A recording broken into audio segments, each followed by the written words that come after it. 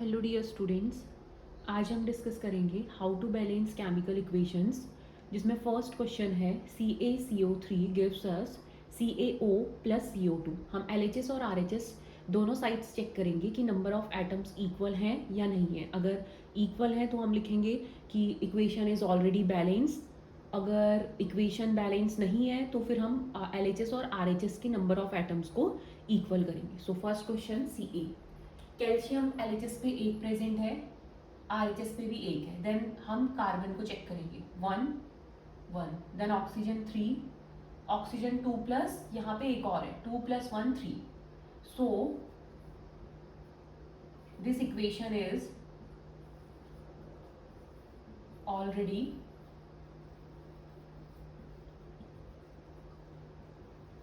Balanced.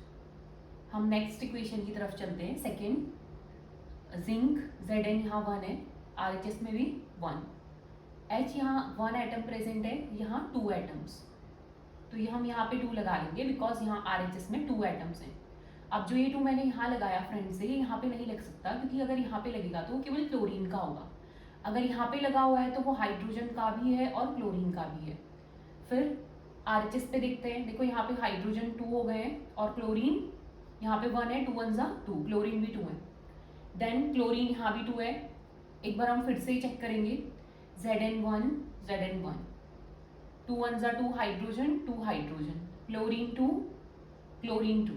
So this equation is balanced now. Next equation Mg plus HCl gives us MgCl2 plus H2। तो पहले Mg को check करते हैं, Mg 1 है, एक बार फिर से लिख लेते हैं,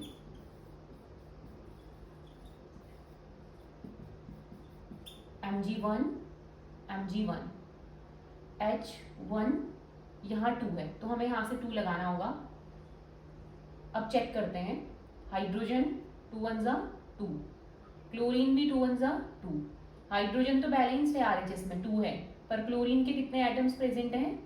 क्लोरीन के 2 एटम प्रेजेंट है RHS में, बट LHS में कितने एटम्स प्रेजेंट हैं? अब 2 प्रेजेंट है, पहले 1 ही एटम प्रेजेंट था क्लोरीन का भी, हाइड्रोजन का भी। देन हम अगेन चेक करेंगे कि बैलेंस्ड हुई है या नहीं। तो Mg में 1, Mg1, hydrogen 2 1 2, hydrogen 2, chlorine 2 1 2, chlorine 2। Then this equation becomes balanced. Now Fe, Fe में 1 है, Fe में 1 है इस तरफ भी, हाइड्रोजन 1, यहाँ हाइड्रोजन 2 है, फिर यहाँ क्लोरीन 1 है, यहाँ क्लोरीन 2 है, तो यहाँ पे 2 लगा लेते हैं। अब चेक करते हैं फिर से, Fe1, RHS में Fe की वैल्यू 1 है, हाइड्रोजन 2 1 2, हाइड्रोजन के 2 एटम्स प्रेजेंट हैं, क्लोरीन 2 1 2, क्लोरीन 2। तो अब ये इक्वेशन बैलेंस्ड है। फिर नेक्स्ट देखते हैं फिफ्थ एग्जाम्पल। फिफ्थ एग्जाम्पल में Fe प्लस H2O गिव्स अस Fe3O4 प्लस H2। Fe यहाँ 1 है, यहाँ 3 Fe के एटम्स प्रेजेंट है, तो हम यहाँ से 3 लगा लेंगे तो ये बैलेंस्ड हो जाएगा Fe। देन हाइड्रोजन, हाइड्रोजन के यहाँ 2 एटम्स प्रेजेंट है, यहाँ भी 2 है, डिस्टर्ब नहीं करना है इसे। ऑक्सीजन के केवल 1 ही एटम प्रेजेंट है, यहाँ ऑक्सीजन के 4 एटम्स प्रेजेंट है। तो ऐसे करते हैं, ऑक्सीजन को बैलेंस कर लेते हैं, इसको भी 4 दे देते हैं। पर जो अब ये 4 रहेगा, ये 4 केवल ऑक्सीजन का नहीं है, 4 1 4, ये किसका भी रह जाएगा? हाइड्रोजन का। 4 2 8, हाइड्रोजन भी 8 हो जाएंगे यहाँ पे। तो हमें यहाँ पर भी बैलेंस करना पड़ेगा हाइड्रोजन, तो ये 2 है, 2 में क्या मल्टीप्लाई करें कि हमारा 4 आ जाए, 4 2 8 आ जाए, तो 4 करना पड़ेगा। तो 4 2 8, 4 2 8। हम अगेन चेक करेंगे पूरी इक्वेशन को, 3 iron, iron 3, then hydrogen 4 2 8, hydrogen 4 2 8, oxygen 4 1 4, oxygen 4। Then ये इक्वेशन बैलेंस्ड है। नेक्स्ट आता है Al plus H2O gives us Al2O3 plus H2। Al के यहाँ 1 एटम है, यहाँ 2 है, तो हम आगे से 2 एटम्स दे देंगे इसको। अब बात करेंगे हाइड्रोजन की, तो हाइड्रोजन यहाँ 2 है, यहाँ भी 2 है, ठीक है, ये बैलेंस्ड है। लेकिन यहाँ पे अगर हम ऑक्सीजन की बातें करते हैं तो ऑक्सीजन यहाँ पे प्रेजेंट है 3, तो लोएस्ट फॉर्म में अगर इसे बनाएंगे तो 3 2 जा 6 बनेगा। अगर मैं यहाँ 1 लिखती हूँ तो 3 1 जा 3 ही रहेगा। तो 3 1 जा 3 है तो यहाँ पे 3 ले लेते हैं इसको, क्योंकि बाकी सब बैलेंस्ड ही नजर आ रहा है। तो यहाँ पे 3 1 जा 3 हो गए। अब देखो हाइड्रोजन डिस्टर्ब हो गया है, 3 2 जा 6। तो हाइड्रोजन को 6 बनाने के लिए हम आगे से इसमें 3 लगाएंगे।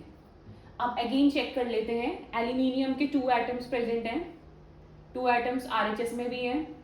हाइड्रोजन 3 2 जा 6, हाइड्रोजन 3 2 जा 6। अब ऑक्सीजन चेक करते हैं, यहाँ पे इस पे कुछ नहीं है तो 1 है। तो 3 1 जा 3, 3 एटम्स किसके हैं, ऑक्सीजन के प्रेजेंट है।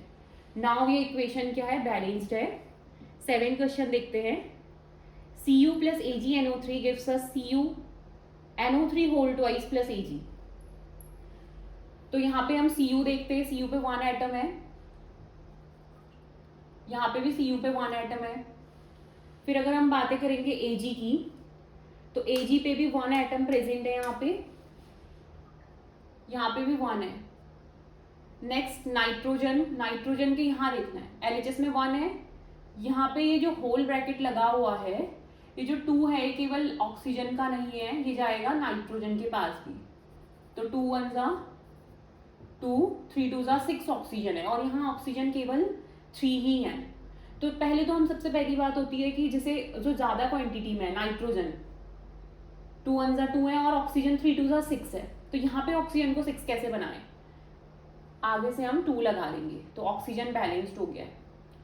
फिर देखेंगे हम नाइट्रोजन, नाइट्रोजन भी बैलेंस्ड है, 2 1 जा 2 नाइट्रोजन RHS में है, यहाँ पे इसके आगे कुछ नहीं है तो ये 1 है। ये जो 3 है ये केवल ऑक्सीजन का होगा, क्योंकि ब्रैकेट नहीं है, ये ब्रैकेट लगा हुआ था, बाहर से 2 था, इसीलिए ये जो 2 है ये दोनों का है, नाइट्रोजन का भी ऑक्सीजन का भी।